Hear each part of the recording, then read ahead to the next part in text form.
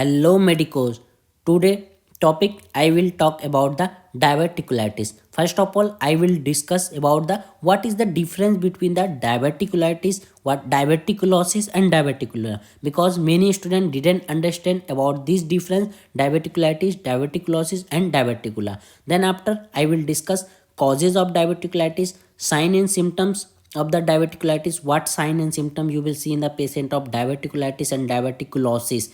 Classification, what classification like acute, uncomplicated, complicated, chronic, severe. This is the classification of I will discuss in the diverticulitis. What investigation or diagnostic we will do like urine analysis, CT scan, colonoscopy, x-ray. So this in blood test also what you will see. So this is the diagnosis method we will use in the diverticulitis. And what is the treatment, what treatment we will do for the on the cases on the basis of the complication. So please focus on this, and also please notice one thing that if you like this video, then please don't forget to subscribe and also join the telegram group, which will be helpful to you for because I posted and I will also post many question, 2 to 3 question daily for NEET PG, FMG and next for preparation of next. So don't forget to join this link through the link I will give in the description. So let's start the video about diverticulitis.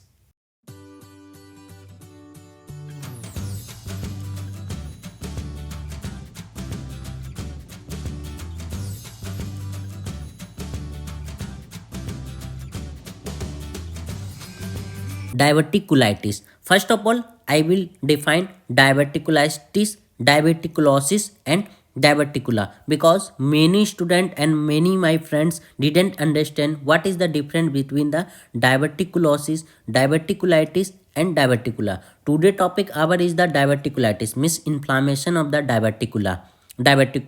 But I will discuss all three, but because diverticulosis is the different, diverticulitis is the different, and diverticula are also different. So when you also confused in this difference diverticulitis, diverticula and diverticulosis, then you will definitely understand in this video. First of all, diverticulosis. It is occur when small hollow sac cavity, bulging pouches develop in the digestive system. What means of this? Here you will see the digestive system. Mostly these are occur in the large intestine. So here I posted the picture of the large intestine mostly.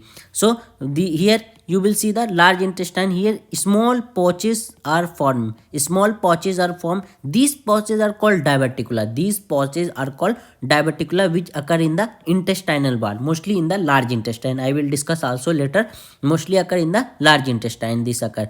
And these process formation of diverticula in different when more than 2 3, like these are called diverticulosis. So here is the diverticulosis occur when small hollow sac like cavity, bulging pouch called diverticula develop in the digestive system. These small sac like cavity develop in the digestive system is called diverticulosis. But when these sac inflammation occur in this sac, then is called diverticulitis. So this is the difference, what is diverticulosis, what is the diverticulitis, and what is the diverticula. So small pouch is called diverticula, but when these small pouch form, different small pouch form in the small intestine or large intestine, mostly large intestine, is called diverticulosis. But when these pouch also inflammation occur in this pouch, is called diverticulitis.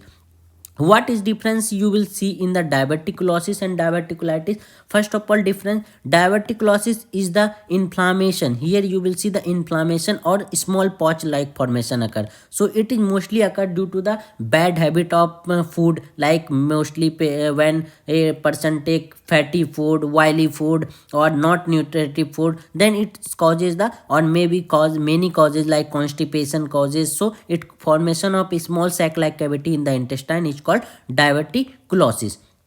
So main causes are the due to the food difference or bacterial infection also causes. But you will see there is no need of treatment in the case of the diverticulosis, because it's a normal. When you will when you will take good food after due to this inflammation occur, then you will be cured from this. So there is no more treatment required for the diverticulosis. And only recommended for changing the food habit, only changing the food habit which causes the which after recovery occur in the diverticulosis. But diverticulitis we need to treatment because there is a this sac inflammation occur in this sac, so we need to treatment. This is the difference between diverticulosis and diverticulitis. There is no treatment when you will prepare good food and nutritive food, then diverticulosis you will be the intestine will be repaired. So we need to treatment of diverticulitis. So now topic is the diverticulitis. Main topic here is the diverticulitis.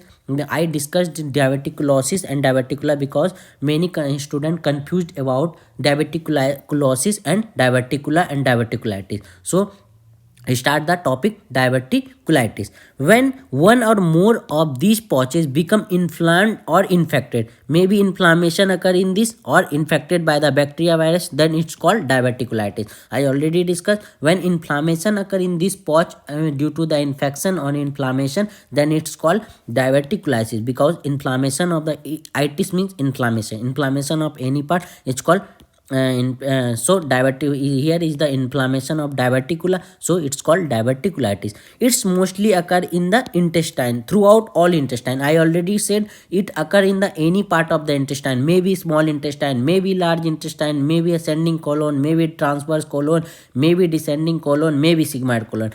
But most common part of the diverticulitis is the sigmoid colon. Please learn this. Most of the part of the diverticulitis mostly occur in the 70 to 80% patient is the sigmoid colon. So this is the most common part of the diverticulitis. Here you will see it occur throughout the intestine, means any part of the intestine, but most common part is the sigmoid colon. This is the most common part of the diverticulitis. What is the causes of diverticulitis? There are many causes of diverticulitis. I already discussed low fiber diet. I already when you will take recommended good food, nutritive food, then you will be cured from diverticulosis. But diverticulitis also low fiber diet, idiopathic means some unknown causes also occur. So it is a idiopathic, unknown causes. It's called idiopathic. Higher age, when patient has higher age, when a person higher age, then intestinal stretchability also low, so it also causes the intestinal ability also low, so it also causes the development of diverticulosis and inflammation in this. So higher age person, constipation, when patient had long time constipation, straining means any stress occur in the intestinal wall, like when you will when increases in the colon, stress increases in colon, maybe it's in colon which causes the herniation. You all know herniation. So it increase of strain in the colon causes herniation of the wall area, in the wall area. So it's also causes the straining due to the straining of the intestinal wall or abdominal cavity wall, so it's also causes the diverticulitis. Familial history means congenital disease. It's maybe congenitally from father to sons, daughters, mothers to son, so it's maybe familial from to grandfather, so it's familial. Bacterial infection, I already discussed, it's maybe inflamed or infected, maybe infected by the E. coli bacteria, streptococcus, staphylococcus. These bacteria also causes the diverticulitis. Seed or nuts also causes, and smoking also causes. Some scientists said about smoking also causes the diverticulitis. So these are the main causes of the diverticulitis: low fiber diet, idiopathic unknown causes, higher age person, constipation, straining in the abdominal cavity or intestine, familial history, bacterial infection, seed nuts, and smoking. These are the causes of the diverticulitis. Now I will discuss what is the symptom. Symptoms of diverticulitis is the abdominal pain, pain in the region of abdominal. So here is the main point: abdominal pain. You will see mostly pain because I already said pain most common site of the diverticulitis is the sigmoid colon. So sigmoid colon, where is the situated? It is situated in the left part of the abdominal cavity. So lower quadrant, because large intestine are present in the lower quadrant of the abdominal cavity. So lower quadrant pain. And but where, which is the position, what's position? Left lower side. Here left lower side pain occur. left lower side pain. So here you will see the this is the sigmoid colon, this is the left part of the intestine, it is the large right part of the intestine, this is the large intestine, right part and the left part. So sigmoid colon mostly present in the left part of the region. So this pain occur in the lower quadrant, this is the lower quadrant of the abdominal cavity because large intestine present in the lower quadrant of abdominal cavity. So sigmoid colon lower quadrant and pain mostly occur in the left lower quadrant of the abdominal cavity. So this is all about the abdominal pain. Please learn this. Abdominal pain mostly occur in the lower quadrant of pain in the left side. So also cramps like feeling intestinal cramping, nausea, vomiting, fever, blotting. Also patient also feel the blotting type, also blotting, diarrhea, high heart rate means tachycardia. Also patient feel blood in stool. Sometimes blood in stool also visible in case of the diverticulitis. Also it's cause the abdominal tenderness when you will press in the region, then pain occur in the region of mostly in the left corner of the.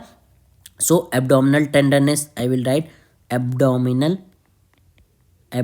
tenderness also occur. So these are the symptoms you will see in the patient of the diverticulitis. All symptoms you will see, mostly most of the symptom you will see. Also sometime patient diarrhea also occur, fever, pain, high temperature also. So these are the symptoms of the diverticulitis. Classification of diverticulitis, mostly classification, there are many classification, but these are the important classification of diverticulitis is the acute uncomplicated diverticulitis, acute complicated diverticulitis, and chronic recurrent diverticulitis. In this case of the uncomplicated diverticulitis, you will not see more symptom. So no more symptom you will see in the patient feel good, no more symptoms, sometimes pain like appearance, but no more symptom you will see in the case of uncomplicated type of the diverticulitis. This is the, you will only see the patient has sometime fever, sometimes small pain you will see in the region of the lower quadrant of abdominal cavity. So affected of the sigmoid and descending colon uncomplicated. So when due to the affection of the sigmoid and descending colon, sometimes pain occur and fever also occur in the region of the lower quadrant or sigmoid colon and the descending colon. What is the acute complicated? This is complicated, so complicated which causes the symptoms, you will see the symptoms in the patient. So more abdominal pain you will see in the patient, abdominal pain, it's may be when complication occurs, so it's may be phlegmonous, so it's may be phlegmon, also abscesses, it's may be abscesses due to complication, formation of abscesses, phlegmon, perforation also occur in the intestinal, when complication more, perforation also occur. Also sometimes fistula formation occur. So fistula formation, these are the complicated type.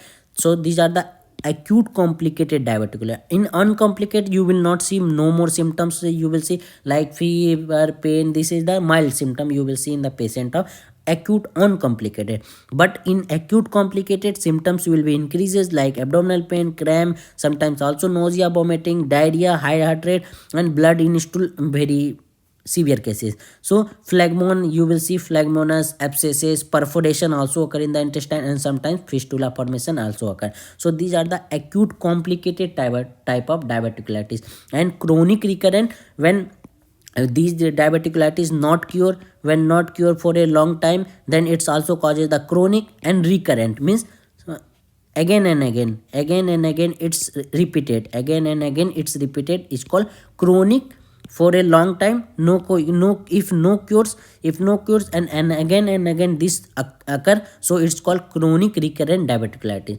So this is the classification of diverticulitis: acute uncomplicated, acute complicated, and chronic recurrent diverticulitis. So please don't confuse in the case of in the diverticulitis, diverticulosis, and diverticula, because more students didn't understand about this difference. So it's very important. Now I will discuss about the what is the diagnosis, what is the treatment, and what is the complications you will see in case of the diverticulitis patient. Complications of diverticulitis. Complication of diverticulosis, bleeding. I already discussed. Sometimes bleeding also occur in the blood in stool. So bleeding is the complication of diverticulitis. Fistula formation I already discussed, and the obstruction or stricture. So fistula formation, like you will see it is also present in near the gallbladder. So small sac like also cavity formation. So it's called fistula when occur when contain abscesses. So it's may be bladder fistula. It may be bladder, also in the case of in female cases vaginal. So it's a formation of fistula occur in the bladder, vaginal, occur when contain abscesses. It occurs when it contain when sorry it contains abscesses. So this is the complication. Please learn these three complication. This is the most important complication you will see in case of the diverticulitis: bleeding, fistula formation, and obstruction and stricture occur in the intestinal wall. So these are the complication of the diverticulitis. What is the diagnosis you will see when doctor will diagnose to the patient? Then what he will see in case of the diagnosis and what he will take for diagnosis? First of all, urine analysis. In the case of urine analysis, it is also occur, I already discussed, it's a blood formation also occur, blood in the stool and sometimes also in the urine. So red blood cell and white blood cell, RBC and W, white blood cell, red and white blood cell visible also in case of the urine analysis of the patient. So urine analysis, RBC and WBC also visible in the case of urine analysis of the patient. Blood test, when doctor will take or you will take in the blood, then you will see the anemia also due to the bleeding also occur. I already discussed bleeding, so anemia cases also occur. Increase in WBC, in blood WBC increases due to the infection occur, inflammation, so it's increase in the WBC. Also C reactive protein also increases, in the blood. So this is the you will see in the diagnosis of blood: anemia, WBC increases, C reactive protein also increases in the blood. So this is the blood you will see in the blood test. Barium enema also you will take. Barium enema, we will use the barium for the diagnosis. And colonoscopy, CT scan of the abdominal with contrast. We will also do the CT scan, laparoscopy and laparotomy. Mostly patient doctor will do the colonoscopy. This is the main diagnosis process you will see the doctor take in the diagnosis of the diverticulosis. So here you will see the colonoscopy. This is the scope. Here doctor will see in the screen monitor by this instrument, and this insert into the intestine. Here you will see inserted into the intestine, mostly occur in the large intestine, colon. So this is the colonoscopy. Of the patient. Here you will see doctor do the colonoscopy of the patient. So this is the monitor, this is the scope. Here doctor understand and see some diagnosis, and here insert into the tube. This tube inserted into the intestinal, mostly in the large intestine, because I already discussed this is mostly occur in the sigmoid colon. So inserted into the large intestine. This is called colonoscopy. And X-ray, sometimes I already discussed barium enema and X-ray. So here you will see the X-ray of the diverticulitis patient. In this patient, you understand, here you will see the diverticular formation occur. Please concentrate on this position. Diverticular, like small pointed like appearance you will see in the intestinal wall, large intestine. So these are called diverticular, and inflammation occur in this diverticular, so it's called diverticulitis. So X-ray or CT scan contrast also used in case of the X-ray, we will use in case of the diverticulosis. So this is the colonoscopy diagnosis, and this is the X-ray diagnosis method used in case of the patient detection of the diverticulitis. CT scan has may be costly, so patient doctor can say to patient did CT scan. So X-ray, mostly X-ray, ultrasound also. When it's not visible, then we will also do the CT scan, and laparoscopy and laparotomy also use. This is the diagnosis of the diverticulitis. What is the differential diagnosis? Differential diagnosis means what other causes, maybe it other disease you will see, like inflammatory bowel disease. It's also may cause inflammatory bowel disease. If not diverticulitis, it's Colon cancer, it's also called irritable bowel syndrome, ischemic colitis. So it is a differential diagnosis, means it is maybe inflammatory bowel disease, it's colon cancer, irritable bowel syndrome, and ischemic colitis. This is the differential diagnosis of the diverticulitis. And what the treatment doctor will do treatment for the diverticulitis? First of all, when abscesses fistula formation occurs, so abscesses, it also contain abscesses, so drainage of abscesses of the infected pouch. So first of all, drainage. First of all, we will treat, say to the patient, please take good food, good healthy food for this inflammation, decrease of the inflammation or decrease of the diverticula in the intestinal wall. When it is not treated, or it's maybe abscesses formation occurs, so drainage of the abscesses occur in the infected part. On the basis of, also on the basis of its maybe mild, moderate to severe or chronic cases, we will do different treatment. So when the patient has mild type of treatment, so we will do only oral antibiotics. Only oral antibiotics we will do to the patient for mild cases. But when these cases increases, severe, moderate to severe form, then we will do the IV antibiotic, not oral antibiotic, because it's severe. When we will do this with the oral, then patient may causes nausea, vomiting, and remove all antibiotic from the abdominal cavity. So we will do IV antibiotic because it's maybe moderate or severe form. So IV antibiotic we will do. Also we will provide IV fluids, and also bowel rest, means we will not do any food through the bowel. So bowel rest, we will provide bowel rest to the patient. And also when in case of the chronic, then bowel resection we will do, means operation in the very chronic cases. In like, also it's also causes the cancerous neoplasm, so necrosis of the tissue, so we will do the bowel resection in case of the chronic. So treatment on the basis of the complication, like mild type, moderate to severe, and chronic type. Mild type only oral antibiotic, moderate type we will provide the IV antibiotic, and chronic cases we will do the operation like bowel resection.